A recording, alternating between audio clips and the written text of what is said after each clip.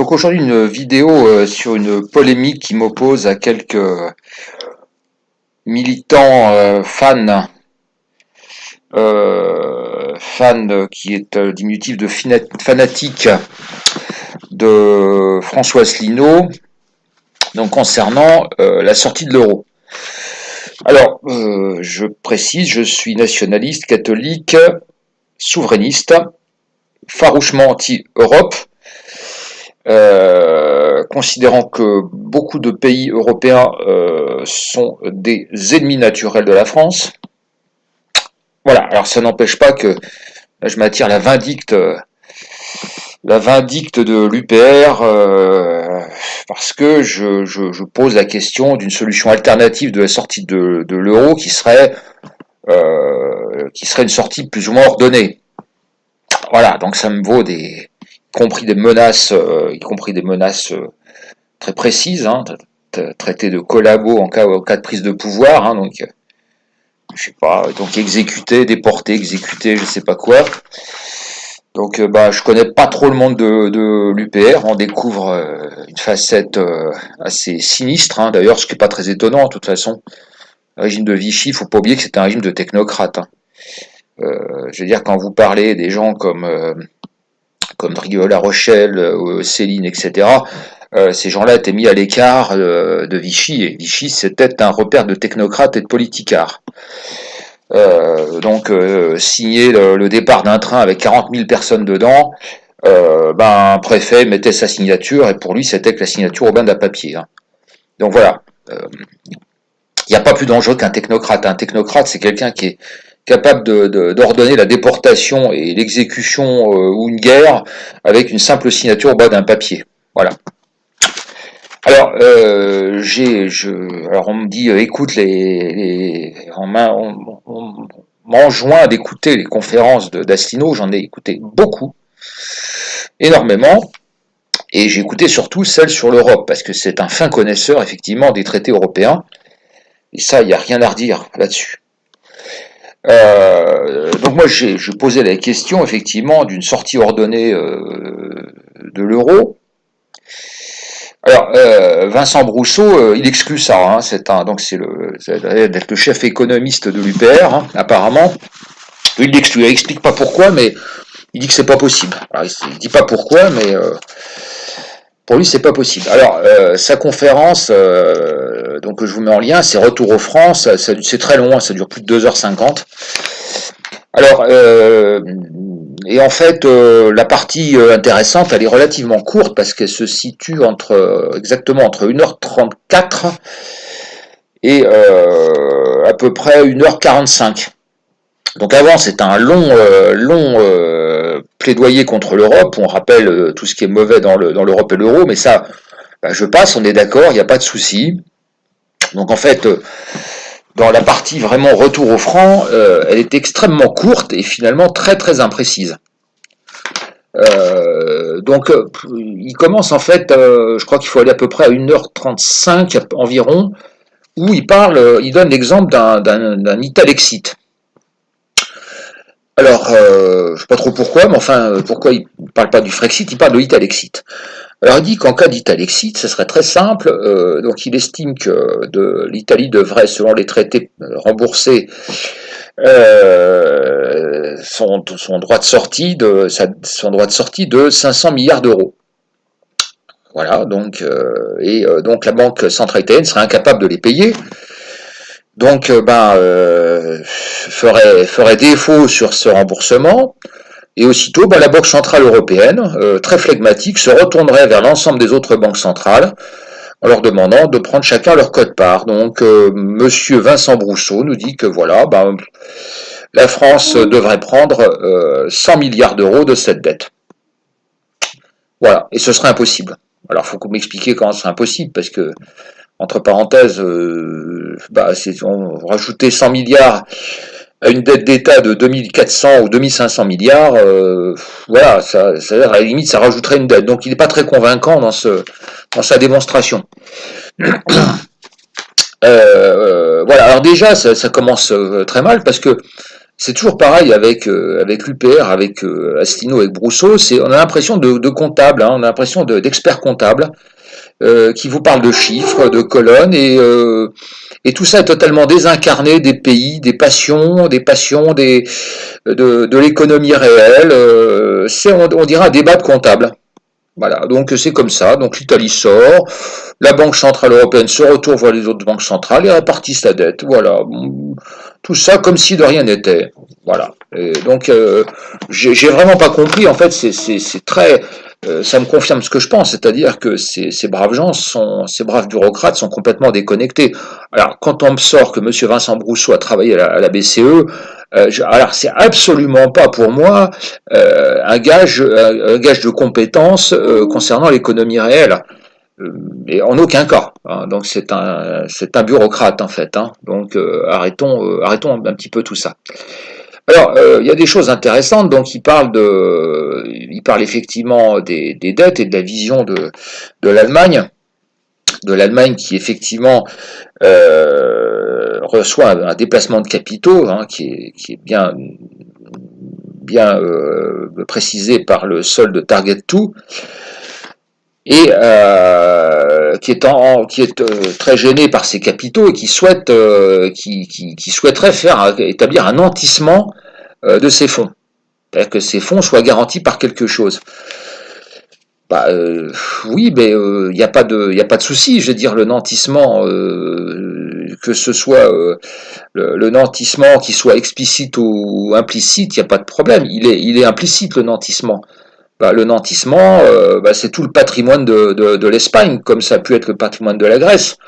Donc, c'est les arènes de Séville, c'est les autoroutes, c'est tout, quoi. Donc, je veux dire, le patrimoine espagnol, il peut tout à fait être nanti implicitement sur son patrimoine. Donc, je vois pas ce que ça vient faire, quoi. Je veux dire, de toute façon,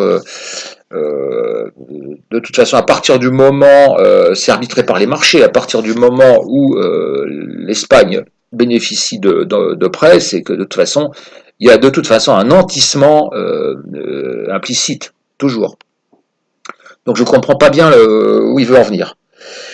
Alors à 1h42, il nous parle des hypothèses de sortie. Donc il y a la sortie ordonnée, il y a l'implosion ou la sortie d'un pays pauvre ou sortie d'un pays riche. Il y a 4 scénarios. Alors il exclut le sortie ordonnée et il exclut l'implosion. Ben, il nous explique pas pourquoi. Je veux dire, il croit pas. Mais il n'y a aucune explication. Donc lui, il croit au scénario de la sortie soit d'un pays pauvre, soit d'un pays riche qui pour lui serait l'Allemagne. Bon, je sais pas, moi il n'explique pas, donc je veux dire pourquoi n'y aurait-il pas de sortie ordonnée. Moi c'est mon questionnement actuel. Voilà, je comprends pas tous ces scénarios sont là, c'est comme les conférences d'Asselineau dont je reparlerai un peu plus dans une autre vidéo où il parle d'élections, puis comme si tout se passerait comme ça, gentleman agreement, on attend le résultat et puis les débiteurs et les marchés ne bougeraient pas, seraient bien gentils, tout calme, etc.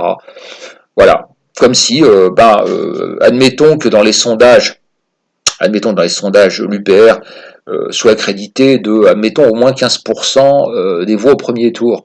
Bah, vous imaginez que qu'il n'y aurait pas de réaction, il n'y aurait pas les épargnants, les finances, les marchés, vous pensez que ça n'aurait pas de répercussion? Vous pensez que les épargnants ne réagiraient pas quand on leur dirait vous risquez de perdre ceci, vous risquez de perdre cela? Non, ça, Asselineau, Brousseau, vision de comptable. Hein, c'est une vision purement comptable des choses, hein, comme si c'était. Je vois pas de vision économique plus désincarnée que celle de Asselineau et de Brousseau. Voilà, donc à 1h43, il dit voilà, il y a la sortie. Alors c'est la fin de la fongibilité des monnaies. Voilà, donc on sort et puis on redevient marque. Alors il dit, alors ce qui est très intéressant, c'est qu'il dit oui, il suffit pas de dire ça s'appelle de nouveau un franc, une livre, un marque, mais il n'explique pas les choses, il n'explique rien. Hein. Il sous-entend que c'est pas aussi simple, mais il n'en dit pas plus. Hein. Voilà. Alors, voilà,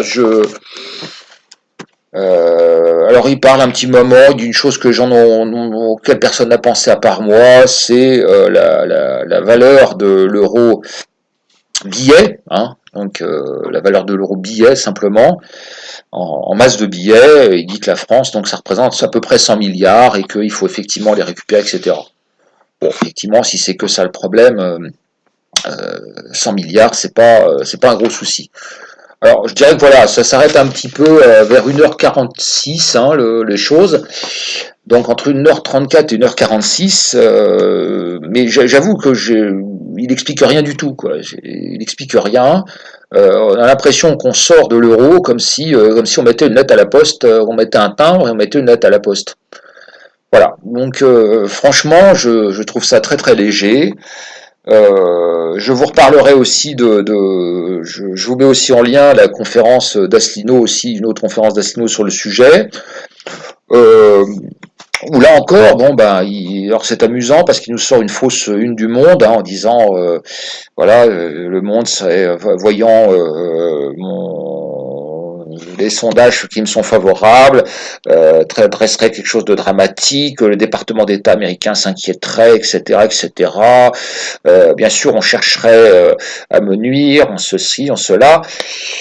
Mais attendez, c'est pas ça qui se passerait. C'est pas ça qui se passerait. C'est qu'il y aurait des. Vous croyez que les épargnants, que les capitalistes, que ceci, que cela resteraient sans bouger? Vous croyez que les Bernard Arnault, les Niel, etc., ben, ils seraient là, ils attendraient simplement devant leur télé et ils iraient voter en tremblant. Vous pensez qu'il n'y aurait pas de répercussions, il n'y aurait pas de manœuvre, que les épargnants, les gros épargnants, ils n'investiraient pas leurs euros ailleurs. Alors, il nous parle de, effectivement, les épargnants auraient comme réflexe de placer leur euro en Finlande, en Luxembourg, en Allemagne. Bah oui, mais il n'y a pas que ça. Il pourrait très bien le placer aussi en Chine, hein, qui a des réserves de monnaie très, très importantes. Donc, je ne sais pas pourquoi il se limite à l'Europe. Donc, là encore, et puis alors, bon, effectivement, admettons qu'il soit, vous imaginez, admettons qu'il soit au second tour, voilà, il se passerait rien. Il se passerait rien, donc les marchés ne bougeraient pas, le CAC 40 ne bougerait pas, non, non, rien du tout. Donc enfin, moi je suis quand même complètement stupéfait de sa vision tout à fait candide, je dirais presque bac à sable de la sortie de l'euro, quoi. C'est très très étonnant et ça me paraît totalement désincarné. Alors bon, voilà, mais bon, apparemment ça suffit puisque de toute façon les fans de l'UPR hein, sont un peu comme les fans de toujours, hein, comme ont été les fans de Mitterrand, de Chirac, de Sarkozy. Hein. Les gens aiment bien les rois, hein, finalement. Hein. Donc, monsieur, il présente bien, il a des beaux diplômes, hein, comme Macron, hein, de toute façon, ça fait la même chose. Donc, j'ai l'impression que les fans d'Astino sont un peu comme les fans de Macron. Quoi. Le beau costume, le beau CV, ça leur suffit. Et ils sont prêts à donner les pleins pouvoirs. Voilà. C'est très étonnant. Moi, je suis pas personnellement pas du tout convaincu par la démonstration, et je ne vois pas pourquoi il n'y aurait pas la discussion. C'est qu'une discussion, hein, je vous rassure. Je suis pas gouverneur de la Banque centrale européenne. Hein. C'est pas moi qui vais décider de tout ça, mais je m'interroge et excusez-moi, compte tenu de la nullité de notre classe politique depuis le temps que je suis la politique, j'ai passé l'âge, moi, de signer des chèques en blanc et puis de découvrir que le politicien que j'ai élu est une nullité crasse.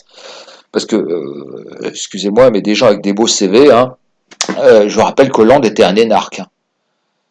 Hollande, dont tout le monde s'est fichu, hein, c'était un énarque. Hein. Et puis les CV de tous nos présidents étaient tous extraordinaires. Hein, bah, vous avez vu ce que ça a donné. Donc moi c'est fini là-dessus. Moi je juge plus des gens sur le CV technocratique. Et donc moi voilà, effectivement j'étudie beaucoup, je réétudie beaucoup les vidéos de l'UPR et je dois dire que je suis de moins en moins convaincu.